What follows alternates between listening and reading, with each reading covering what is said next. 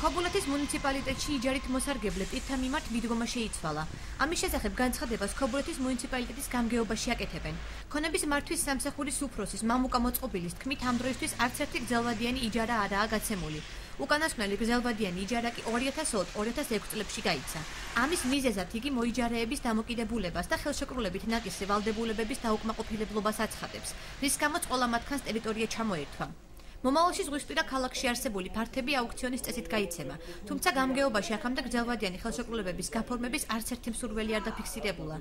მამუკა მოწყობილი მეწარმეებს ურჩევს ხელშეკრულების გაფორმებისას ვალდებულებების პირობებს ყურადღებით გაეცნონ, რათა სამომავლო პრობლემები თავიდან აიცილონ, ვინაიდან ამ მიმართულებით სახელმწიფო დათმობაზე წასვლას აღარ აპირებს. დღეს მდგომარეობით გრძელვადიანი იჯარები დაახლოებით 6 ხელშეკრულება მუნიციპალიტეტის მიერ იქნა გაუქმებული, ვინაიდან არ იყო ხელშეკრულებით აღებული ვალდებულებების შესრულებული. როდესაც ინვესტიციის განხორციელების სურვილი ვინმეს გააჩნია, სურვილი აქვს უფრო რომ მეწისნაკვეთის საკუთრებაში რომ შეისყიდონ. იქიდან გამომდინარე, რადგანაც ინვესტიციას ახორციელებენ და დიდ თანხებზე როცა არის საუბარი, სურვილი აქვს რომ მათ საკუთრებაში განახორციელონ ეს ინვესტიციები.